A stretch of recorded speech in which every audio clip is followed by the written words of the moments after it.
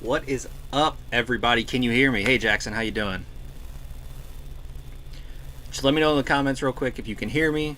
That way I know everything is going good and we can start this live stream. It's my first one. I'm getting everything set up and I'm just wanting to make sure it's all working out right.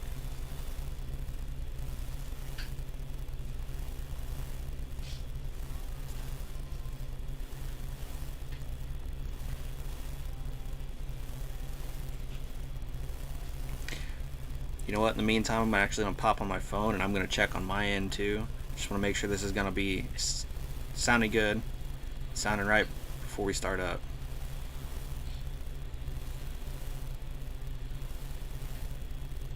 Awesome. All right, let's get this sucker started. What is up, guys? So this is my first live stream and I'm going to start doing these more regularly because it gives me an opportunity to interact with you on a more even level. You know, I can respond to you right when you ask me questions, I can answer questions right on the fly, and we get to talk more intimately than we would if I was posting videos even on TikTok. So one thing I get asked a ton on social medias is how to pick the proper broadhead for your setup, and that's something I'm going to cover today. And we can chat about other stuff too, of course. You know, more than anything, we're just here to have a good time. But I do really want to talk about this subject because it can be confusing. You know, there's a whole lot of broadhead options out there, and with the way the industry markets, it's really hard not to pick something that's always shoved down your throat. You know, Rage has a huge marketing budget. There's a lot of companies that have those big budgets, and what we see happen often is we see people picking these broadheads and screwing them on their bow and going out and shooting animals. And I see a lot of wounded animals, and I think it's because of all that marketing dollars spent.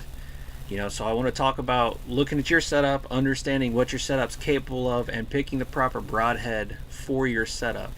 Now, what I advise is not the end-all be-all. There are other options out there, and it's not to say there aren't better options than what I talk about. You know, I do know a fair bit about broadheads, but I do not know everything. So I think I want to start with talking about understanding what your draw length and draw weight mean and how we can utilize that information to help us further our broadhead decisions. So I covered this in a TikTok earlier. If you don't follow me there, it'd be awesome if you would. But a gentleman asked, you know, what do you consider low poundage, medium poundage, and high poundage?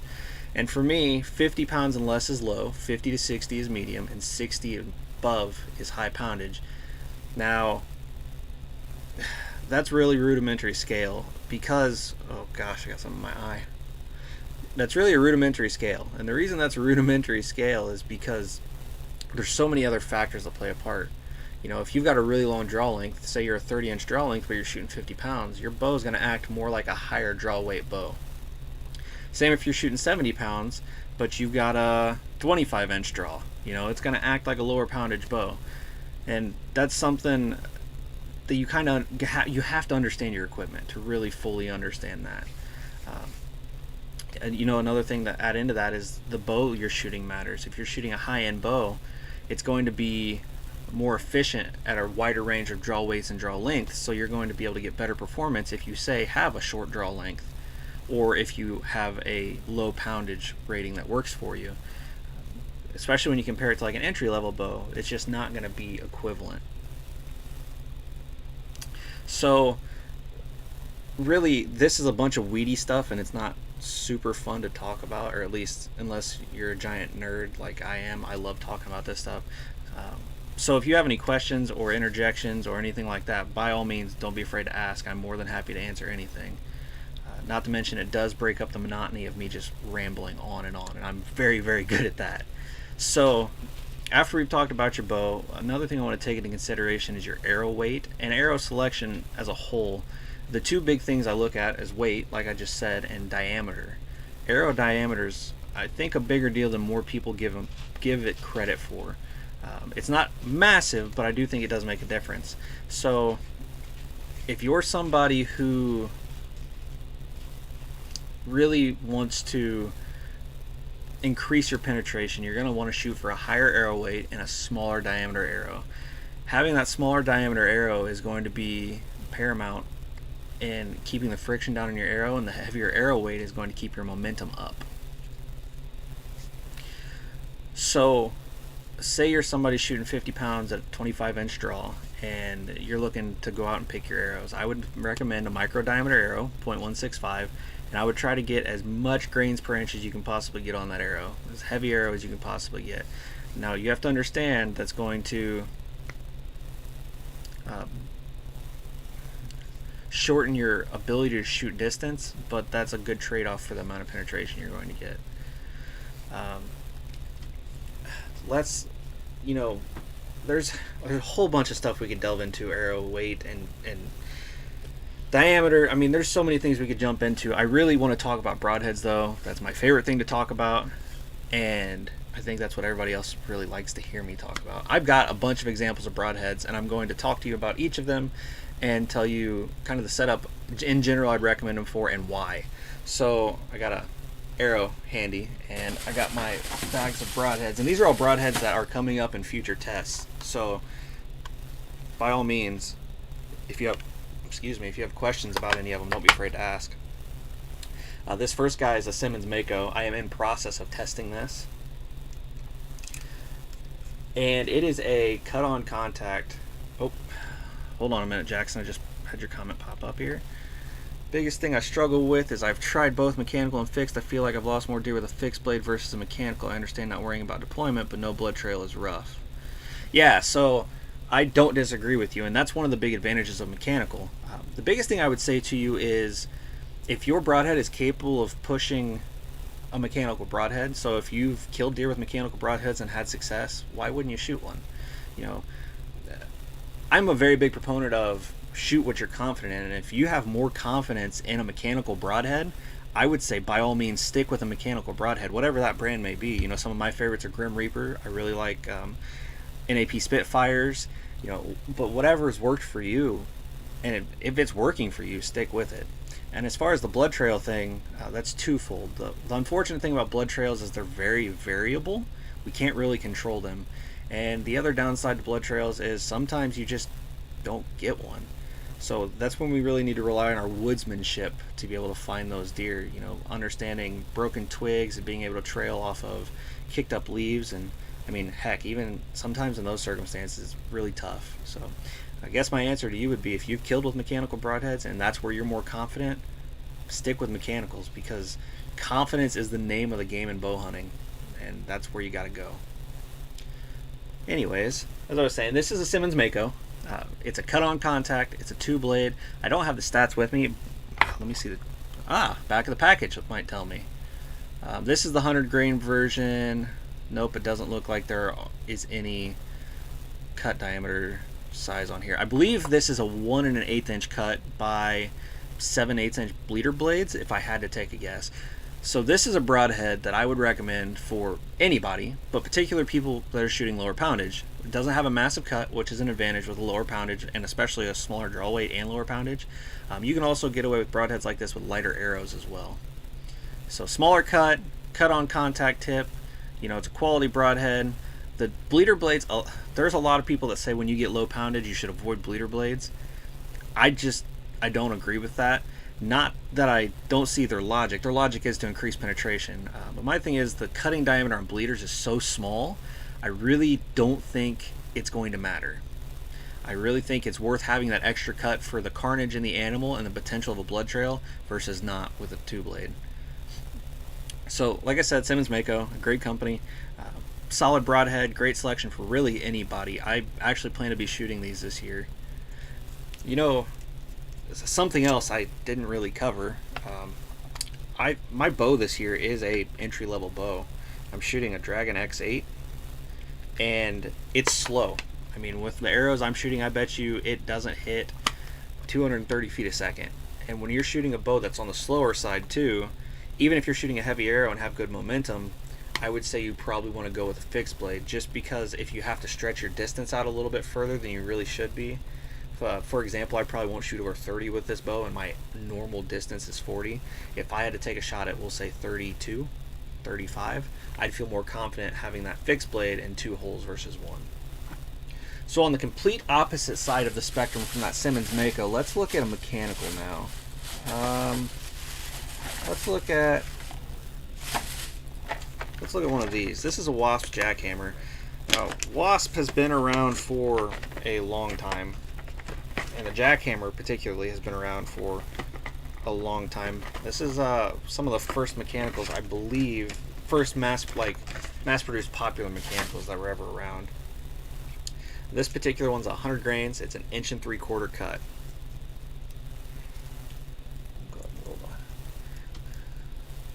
So you got a nice big cutting diameter on something like this. And this is one of those tried and trues. It's a classic, but this is something I would not recommend to a low poundage or even short draw length shooter, specifically because you're using energy to open this broadhead. So when this broadhead hits, these blades have to push this O-ring off, and that uses up the energy of your bow to cause it to open. And over the top mechs particularly are bad for using up energy to penetrate because of the design of the blades and the way they flip down. It's one of the downsides of the design. One of the upsides is they're pretty, for the most part, they're pretty reliable. I mean, it's hard for them not to open just because of the way it catches and opens. But again, the Wasp Jackhammer is one of those tried and true, just old school, gotta love it. It does its job things. Schwacker 100 grain out of a vertical bow and kill zones out of crossbow, also like Magnus Hornets. Yeah, so I am not a huge Schwacker guy. Not that there's necessarily anything wrong with them, just they've not really ever tickled my fancy. However, one of my best friends, big Schwacker guy, loves them, and I've seen him murder some deer with those things, and good lord, the carnage is gross. He's one of those lucky guys that shoots 70 pounds and has a 30-inch draw, though.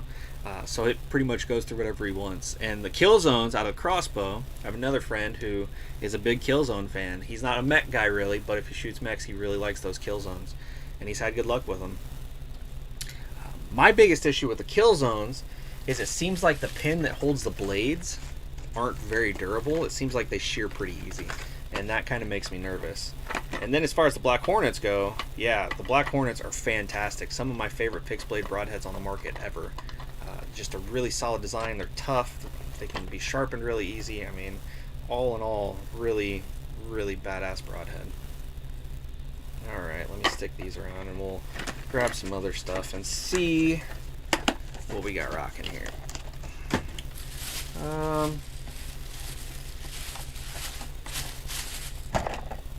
Yeah, okay. So this is another Wasp. These are the Sharpshooters. These are another really good option for anybody, but I particularly like them for low poundage shooters. I really like these for traditional archery shooters too. It's a good blade profile, and the Simmons Mako that I covered earlier would work for trad guys also, but I like these. They're a 1-inch cut by, I think, 7/8 inch bleeder. They might be 1 by 1. No, I think 1 by 7/8 inch, but it's just a small broadhead overall, small profile. That's really nice for guys that are shooting longer distances, say out west, because the smaller profile is more aerodynamic.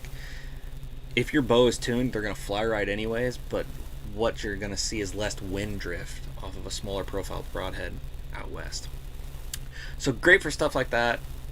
This is another broadhead I'm in process of testing. I'm filming the test for as we go. But again, particularly light pounded shooters that cut on contact tip, it's a good stout broadhead. It's sharp, doesn't have a giant cutting diameter, but still, really awesome. And trad guys for all of the same reasons. I'm pretty much going to go through all the broadheads I've got coming up in tests and just cover some things I like about them before I test them, and some things I don't like about them before I test them, because, well, why not? We all love broadheads, and I sure as heck love talking about them. We'll finish up this group here. This is Rocket Meat Seekers. I have a little bit of history with these broadheads. The first buck I ever killed was with a Rocket Meat Seeker. Shot him definitely way too far back and got a liver and some guts. I had to leave him lay overnight and found him the next day. Did the job though. He only ran about 130 yards. These are a 2-inch cut push top mechanical. Now, unfortunately, when I put it close to the camera, it doesn't do a very good job of autofocusing. But the push top design is interesting. I guess it's technically called rear deploying also, but you depress this and that's what causes the deployment of the blades. And something like that actually, I think, conserves a little bit of energy compared to an over-the-top mech design. So I tend to prefer these versus an over-the-top mech most of the time. Or at least a rear deploying versus an over-the-top mech most of the time. Not always. This particular one rotates as well after you shoot, which is kind of nice. And the concept behind that is if you hit bone, it might rotate out of the way, or something to that effect. The biggest complaint I have about these, and it's the same issue I had with my buck, I didn't get a pass through. I wasn't shooting enough bow for the Broadhead at the time, but I had a really small entrance hole, and part of the reason I had such trouble finding him, and we had a grid search for him, me and a couple buddies, is because I had little to no blood trail, and my woodsmanship skills back then were just not great. Just not something to brag about by any means. So for all the positives this Broadhead may have, I had some negative experiences with it. I don't have a whole lot of confidence, and it's not something I'll personally probably ever shoot again. Not to say there's anything wrong with it. Stick this back in the package here, and we'll go on to the next one.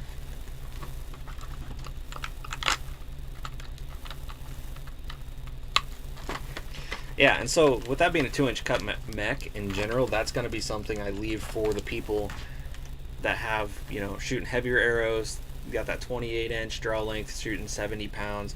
I mean, honestly, something like that, I'd even say you need to be shooting that 70-pound mark. Like, you need to be up there in the higher poundages. Now, one thing to understand, too, is my goal is always a pass-through. So when I recommend a Broadhead, it's not to say that it won't work. When I tell you to stay away from a Broadhead, it's not to say that it wouldn't work for you. It's just that I don't believe you're going to have a high percentage chance of pass-throughs. And really, the game we're playing every time we go in the woods is percentages. What's the percentage likelihood we're going to get a deer in front of us? We try to up that as much as possible by picking good spots. What's the percentage likelihood we're going to get a pass-through? We try to, fix that with the best Broadhead selection we can possibly get. So we're basically just playing a numbers game every time we hit the woods. And when I recommend Broadheads, the way I look at things is it's a numbers game, and I want to give you the highest probability of success, because you being successful makes you happy, and that makes me happy. So this is the last Broadhead I have coming up in this next test lot I'm working on. This is the Rage Chisel Tip SC, and it's a 3-blade Rage offering. Now, I don't like the collars on the Rages. I didn't like the O-ring system when Rage used the O-ring system. I'm a really big fan of the NC system, though. I think that's the best system Rage has ever used. This particular Broadhead, the most annoying thing I've found, and this is kind of petty, but the most annoying thing I found with this particular Broadhead is you have to use, like putting the collar and stuff on. It's kind of cumbersome. It took me a minute to figure it out, and maybe that's because I'm not the smartest crayon in the box. But it did take me a second to figure out how to get it to seat right and work right. In the testing I've done so far, though, it's performed flawlessly, and I've actually been pretty impressed with it. The blade durability, I think, needs a little bit of improvement, but I'll let you guys watch the test and decide that for yourself. So that was the group that I've been working on currently testing. Now we're going to jump into the Broadheads that'll be coming in the future. Let's see here. I got my other bag of tricks over here. Do a little swap. Alright. So this particular Broadhead is one that I've been very excited for, and was super excited to get my hands on, just because I thought the blades were going to be insanely sharp. This is the Wasp Havlon HB. And give me a second here, I'll pull it out and screw it on an arrow so you can get a better look at it. I'm trying not to cut myself. Last thing I need is to bleed all over my computer and all over live stream and all that good stuff. YouTube would probably kick me off for that. There we go. Yeah, so it's the Wasp Havlon HB. Now, obviously, it's already a winner because it's orange, and it's kind of my thing. But this is a Broadhead. Like I said, I'm very excited to see really how it performs in testing. I expect a high level of sharpness because it's a Havlon blades. And the Havlon knives, if you've never used them, those things are crazy sharp. Not the most durable in the world, but they're also thin knives. But they are sharp, sharp, sharp, and that's what I'm hoping to see out of this Broadhead. As far as design, the blades have some cool cutouts, but that's really, it's for aesthetic purposes. It's a standard, 3-blade, like Wasp drone-esque, or even like a Muzzy 3-blade-esque type design going on. This is something that I would reserve from basically anybody shooting 50 pounds and up, with basically anything above a 26-inch draw length. I mean, these broadheads aren't horrible for low poundage and low draw length shooters. They just don't penetrate as well as a cut-on contact, and that's why when you are talking low poundage, low draw weight, that I tend to steer them towards that cut-on contact versus something like this. Stick these back in the package here, and we'll get on to the next one. You know, the chore about this live stream is going to be doing stuff without hurting myself, because I have a really bad tendency, especially with broadheads, to like slice myself up pretty good, or I mean, I have so many scars and crap like that on my knuckles. I can't even tell you. Okay. You also got to be smarter than packages, and that's something else I don't really excel at. Ha! I win. Tell you what, one of the most annoying things about these broadheads is the packaging. It's like breaking into Fort Knox to get in and get after them. Alright, let's grab... Here we go. We'll grab these because I've had a ton of people on TikTok asking me to test these, and I told them it was coming up, and I want them to know for sure that it is coming up. These are the Swacker 252s. They're an inch and a half cut by... I'm sure it says on here, but I really don't feel like reading. 1.5 inches by 7/8. So, it's a big old fixed blade with a big old cut. I don't like this design. I don't like this design at all. And the biggest reason why is all of these giant vents. That, to me, screams no durability to no end. I see these breaking off with heavy bone contact. I can see the blades breaking, the bleeder. I look at this design and I don't have confidence. Here's a little broadhead lore for you, though. Swacker, the reason they started coming out with these is they actually acquired a company called Steel Force. Steel Force was a mom and pop company for a lot of years and made really, really good broadheads. Unfortunately, like I said, I won't say unfortunately, but Swacker did acquire them, and now they produce the Swacker Flex blades. These are all supposed to be hand stropped, so I fully expect... Dog one out. I fully expect that Hey, you're interrupting. I fully expect that they should be sharp, but I've not done any testing to actually know for sure they're sharp. Alright, let's hop into the next box here.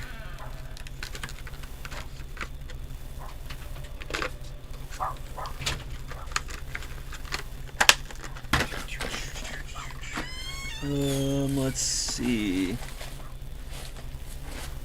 How about these? Striker V2. If you follow my testing for any length of time, you saw that I tested the Striker X's last year, and I was a very big fan of the Striker X's. This always kills me about G5 packaging. Every G5 package you get comes with a Band-Aid. I like the confidence. And if these test out anything like the Striker X, that's rightfully so. The Striker X are some of the sharpest broadheads that I had tested last year. They did exceedingly well. I was very impressed with them. Set this off to the side here and grab one of these. Oh, there goes the wrench. Great. You guys might get to see me bleed on live. Alright. So, Striker V2. Give me a second. I'm going to shut this door behind me. Okay, Striker V2, 3-blade offering, reminds me of Wacom, like a Wacom broadhead. I don't know if you've ever seen the Wacom broadheads. Yeah, that's not going to show you anything. It's terrible. If you've ever seen the Wacom broadheads, it reminds me a lot of a Wacom, but I think the G5 was first. I think they came before Wacom. Don't quote me on that though. But these broadheads, like I said, if they perform anything like the Striker X, I expect them to be very, very sharp. So, hi Jason, thanks for commenting. I get asked that a ton, and I got this out of a Hunt Vault box. It actually doesn't say Hunt Vault on it, but Hunt Vault's a company that is kind of like, it's a subscription box service, and they send you all kinds of stuff. I got one of the boxes, I got this shirt, I got a tent, I got, heck, I don't even remember what else. And then I got another box that had a Vortex monocular and another shirt and a bunch of other little stuff, like 4 or 5 knives, and it's a pretty cool subscription service. I just opted out of it because I would rather spend that money every month on like specific things that I want versus just a random grab bag of things. As far as if you can buy one somewhere, I don't really know. I don't know if maybe you can get on Hunt Vault's website and they might have them available, but you can check. Anyways, so for the Striker V2, this is another one of those broadheads that I would keep for those guys that are like 50 plus pounds and have average draw lengths at least, 27-inch draw length at least, just because you're missing the cut on contact tip. Again, not that it wouldn't work for somebody with a shorter draw length. We're just talking about percentage numbers here, and I feel you're going to have a higher percentage of luck having those stats or better. What kind of makes me laugh a little bit is when people ask me about crossbow broadheads, and the reality of the situation is if you're a guy who shoots a crossbow, and it doesn't make me laugh because you're shooting a crossbow, I shoot one, but if you're a guy shooting a crossbow, a modern crossbow at least, the Mohican Sneak Broadhead is going to be released Wednesday, I believe. Yeah, I think that test comes out the Wednesday, the 18th.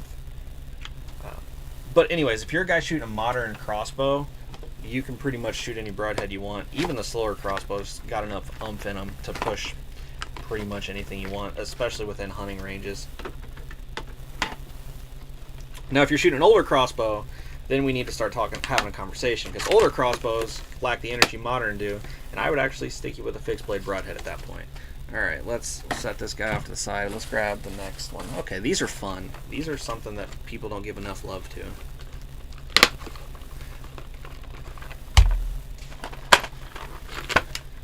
So, I've talked very, very little in the past about Truglo broadheads. And Truglo broadheads, Truglo as a company is kind of known for their entry level, not top end, but not bad. That autocorrect will get you every single time. Truglo is kind of known for their not top end, but not bad quality stuff, Well, their broadheads are not in that category at all. Matter of fact, their broadheads are probably some of the best going out there. The one thing I've seen consistently with Truglo broadheads is they're always so sharp. I was playing around with, I forget what it's called. They have a 4-blade mechanical, and I was doing some modding and switching blades around, and those blades are just so dang sharp, it's insane. And I'm guessing I'm going to have the same thing on this. It's a Truglo fixed 4. It's got a 1 3/16 inch cutting diameter. It's supposed to be crossbow approved. These are just cool broadheads, and this is kind of a fixed spandables. I've heard about those. I actually went to get some fixed spandables last year and got on the website and couldn't order some. So I don't know if maybe they were out of stock at the time, or if I don't know what was going on. But I do need to check back into them and see if I can't order a set to do some testing with.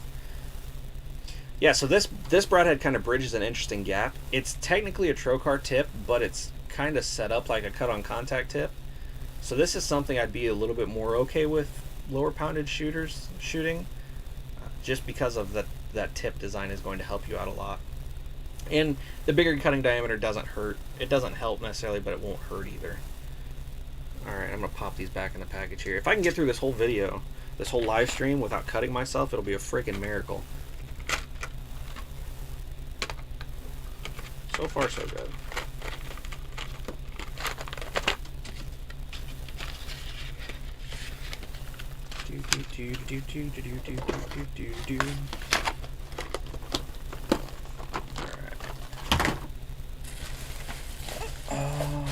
I've got some broadheads in here I had a ton of requests for, and there they are. So this is a broadhead that this style of broadhead in general kind of became popular largely due to two groups of YouTubers. Well, a YouTuber and a group of YouTubers. The hunting public and the ranch fairy is what popularized these styles of broadheads, because before that craze happened, you really didn't see a lot of guys shooting this style of broadhead unless they were trad shooters. And that is the cut on contact single bevel two blade. These particularly are the Grizzly Stick Samurai Overkills. Yeah, no shit, Jordan. And that G5 pack.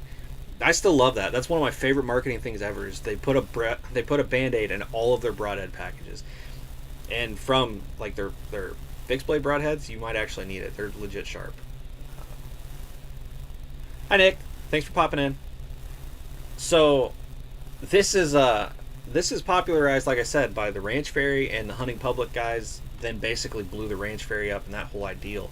Now, of course, this is not their idea. This is not a new concept. Again, this is something a lot of trad guys shoot, but it wasn't really big for compound guys until that craze happened. Rightfully so. Like, these broadheads are penetration monsters. They're bone-splitting monsters, and if you're truly concerned about getting through thick shoulder bone or anything like that, this is where you need to look. You need to look at a two-blade, single-bevel broadhead. There's a multitude on the market. Iron Will makes a great one. These Samurai Overkills are supposed to be pretty solid, although I think the Overkills aren't as quality as the Black Ferrule versions, so that might be something to consider.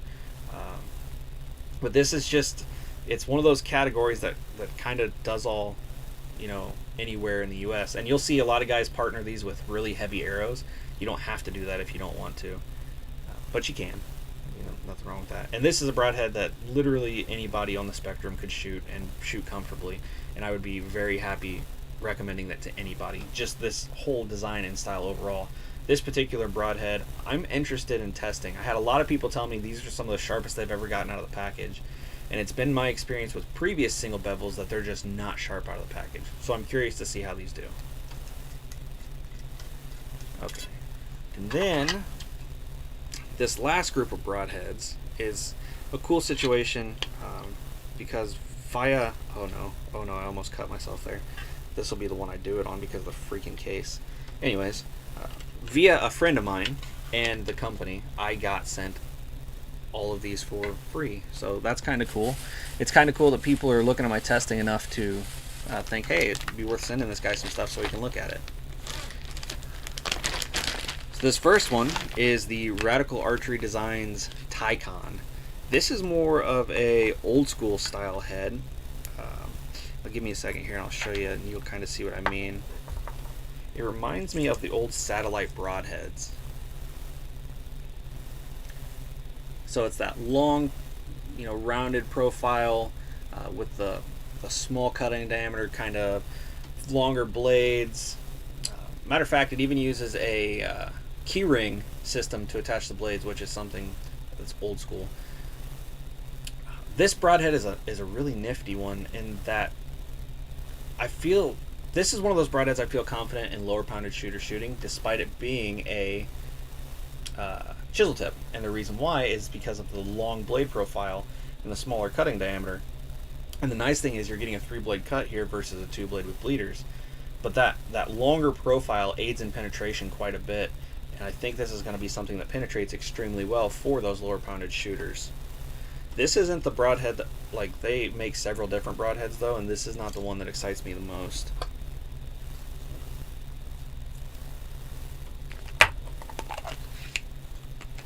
Pop this off to the side here. Let me see. Alright, so this is another one. It's a 3-blade offering as well. It's called the Rival. This is a company that I don't think gets enough love. Their broadheads, unfortunately, and I'm guilty of this too. I'm very guilty of this, but unfortunately, broadheads that are kind of run-of-the-mill looking don't get too much attention.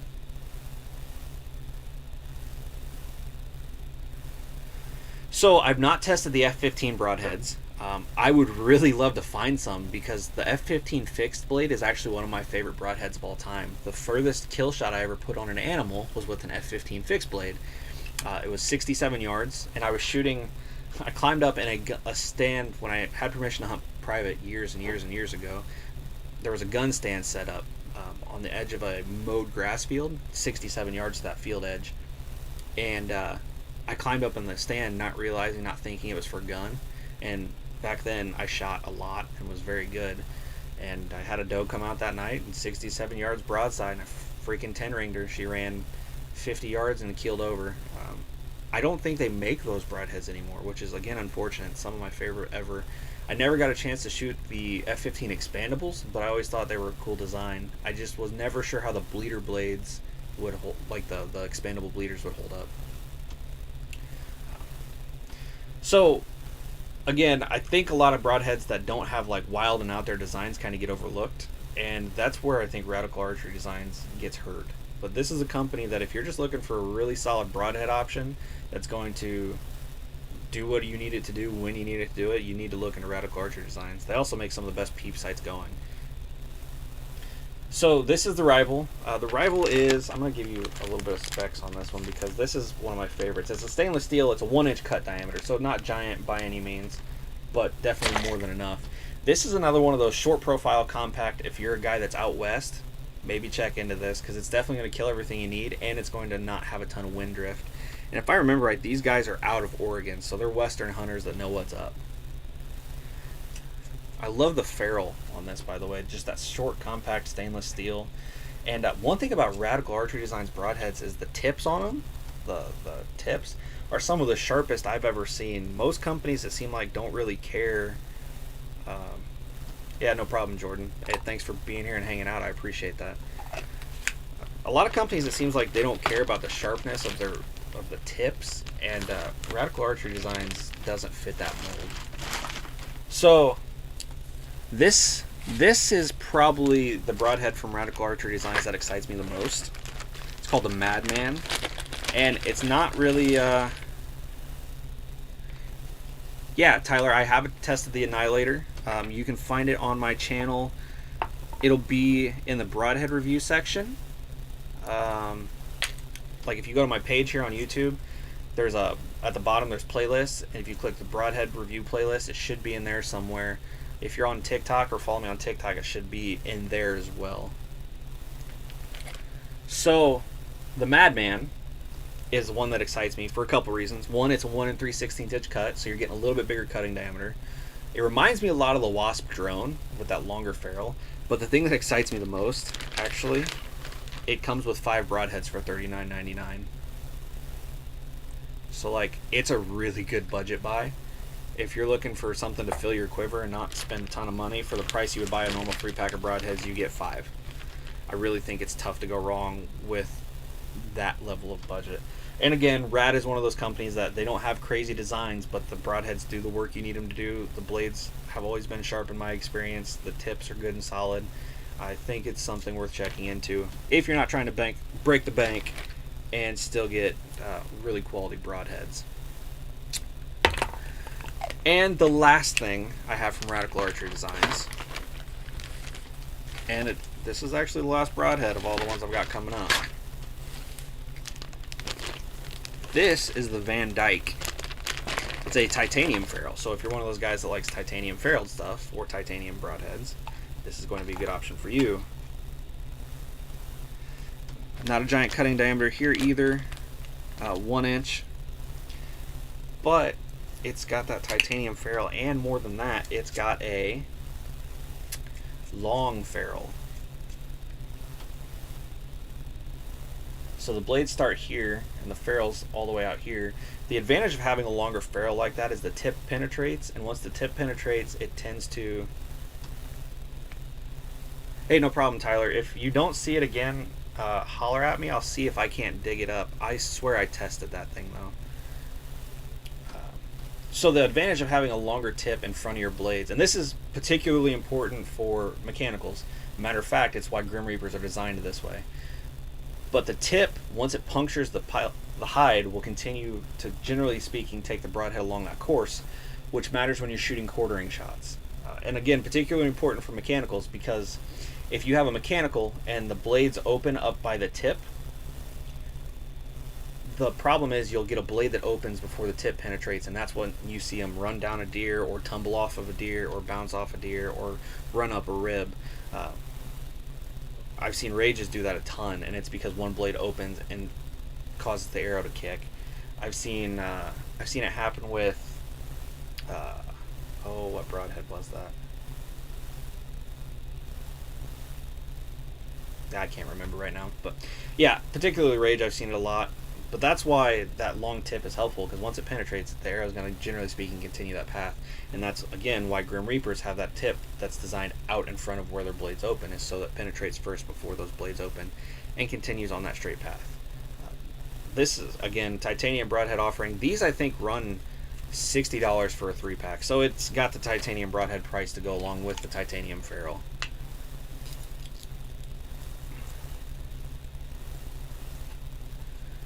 I've ran through all the broadheads I have coming up for testing. There are some other broadheads that I don't have yet that I do want to do some testing on. I've had a lot of people ask me about the Grim Reaper micro hybrid, so that's something I'm going to definitely look into. I do want to get some Whack'ems and test those, mostly because I want to see how they compare to G5s.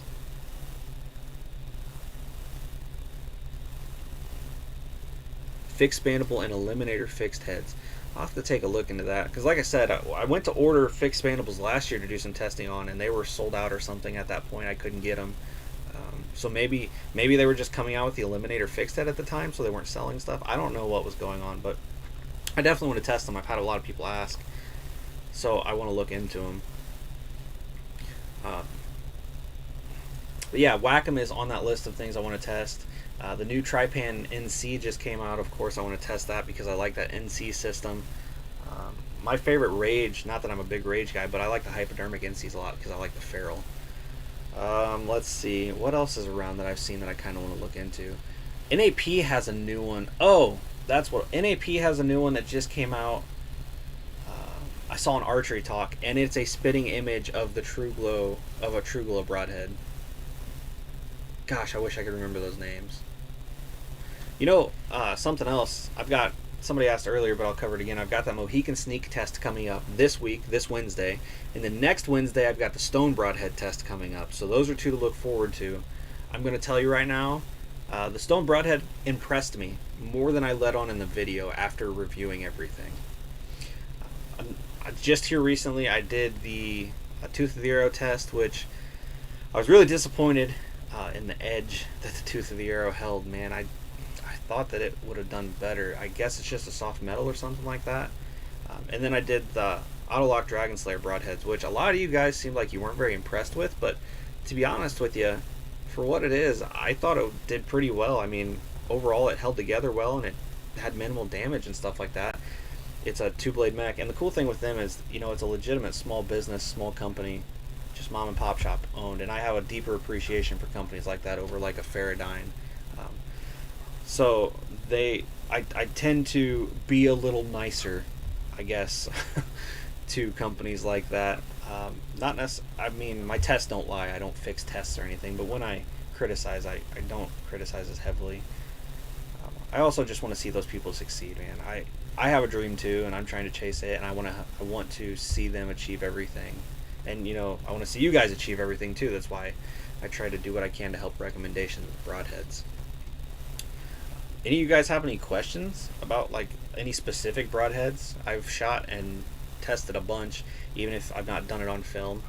Or if you guys are interested in what I may recommend for you, you can always drop here in the comments what your setup is, and once I see it, I can give you a better idea of broadheads if you would like. Let's talk about, this whole thing is supposed to be like picking a broadhead, and I've kind of covered that, I think, really well, and I've covered the broadheads I've got coming up pretty well. I want to talk about some of my favorite broadheads.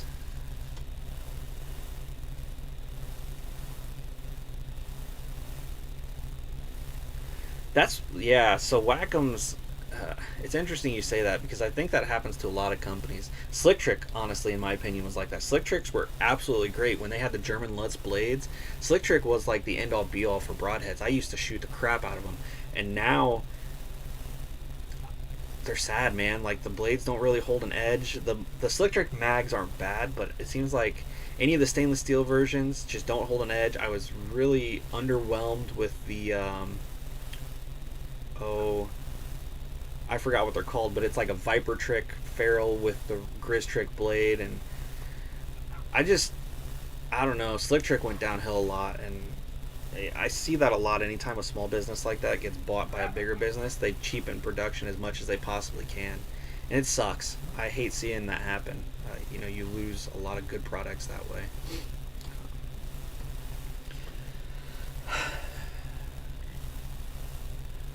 I'll tell you what, a broadhead that I'm going to test here soon. I didn't even think about it because I've had them for forever. But tough heads.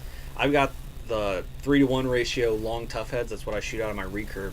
I want to test those, and I'm actually going to test them so I can get rid of them because I'm going to switch to something different out of my recurve. Not that there's anything wrong with those. They're just 260 grains, and I'm looking to lighten up my recurve arrow. Right now it's almost 700 grains, and the trajectory on the 700 grain arrow out of a recurve is terrible, and I just don't shoot enough to be able to accurately guess it for more than 15 yards. So I want to drop down to about a 500 grain arrow. Bowtech Destroyer 350, 60-pound dress weight. What's a draw length look like, Jordan, and what arrow are you shooting? Just off the top of my head, the Destroyer was a pretty fast bow, and 60 pounds is pretty solid.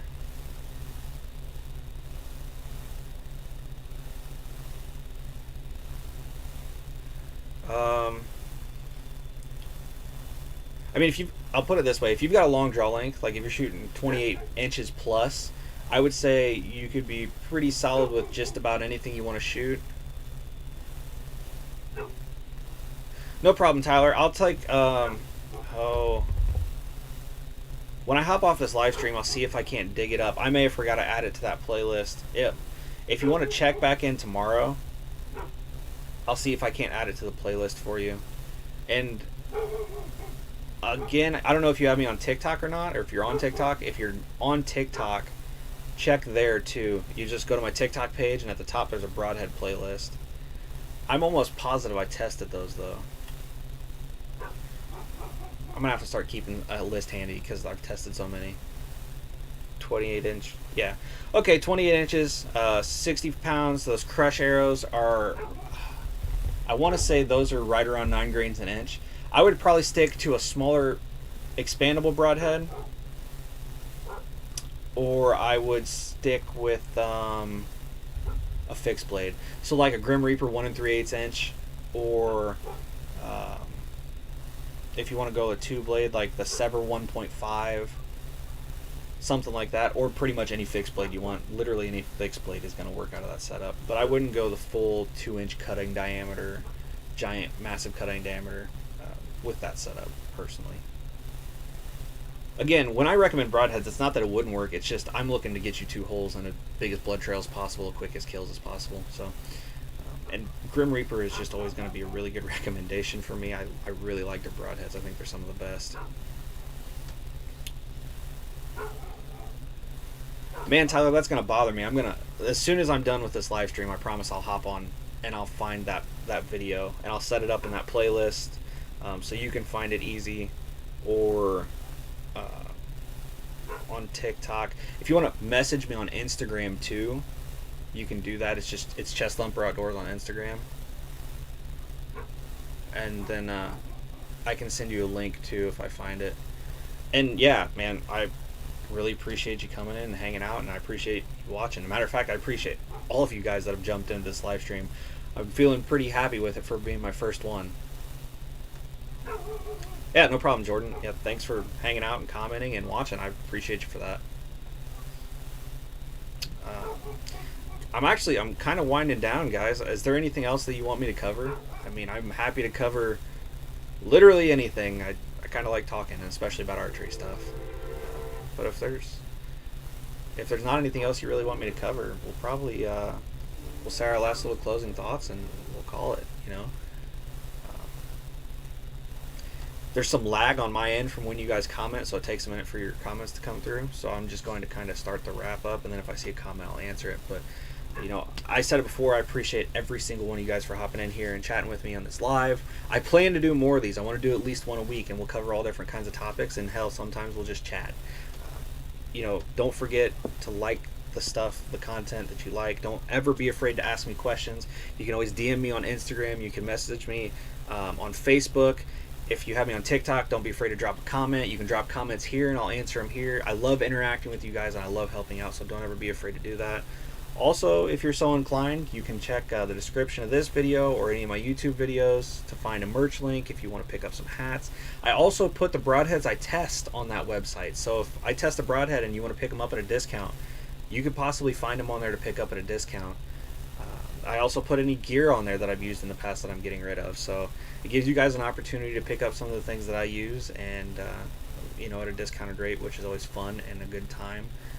Also, in a lot of my broadhead tests, you'll see there's affiliate links, and basically, if you're not familiar with an affiliate link, it just means you click on it, and if you buy it, I get a little commission. It doesn't cost you anything extra. But that does help me grow this channel and help me chase my dreams, which is huge, man. Like, I wanted to do this or something along these lines basically since I was, you know, 13 years old when I picked up a bow, and to watch this grow and be able to meet so many people that love the same things I do has been absolutely awesome. It's been amazing. Awesome, Tyler. I'm glad you found it. Fantastic. Oh, let me make sure there's not any things I want to cover before I leave.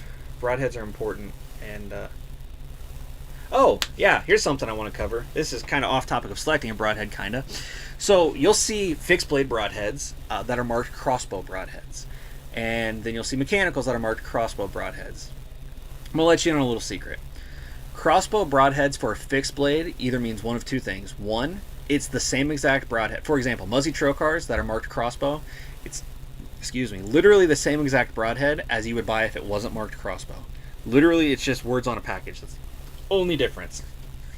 In some circumstances, like Slick Trick, I think, Slick Trick crossbow broadheads are marked crossbow because the ferrule on them is bigger to match up with the diameter of the crossbow arrow. Mechanical broadheads, there's a big difference though. A mechanical crossbow broadhead has a stiffer retention system, so they don't open in flight from the faster crossbows. So if you're shooting a crossbow and you want to shoot a mech, look for the crossbow specific mechanicals. If you're shooting a fixed blade out of your crossbow, just pick a fixed blade that you like. Any of them will work. Usually out of the faster crossbows, the smaller, more compact broadheads like the Wasp Sharpshooter I showed you, or the Rad broadheads, stuff like that's going to tend to fly better just because there's less going on, and crossbows are really hard to tune. Matter of fact, I in my personal experience, you can't tune a crossbow. You just kind of got to shoot it and find broadheads that work. That'd be interesting. I should probably figure out if I can tune a crossbow. I don't see why you couldn't. Anyways, that's for that's for another time. Man, guys, it's been awesome.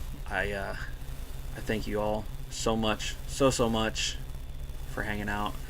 I'm gonna basically let this play out to make sure I catch any comments. And if there's not any comments, guys, that's gonna be it. I'm gonna hop off here and get some sleep. So appreciate y'all so much. Peace.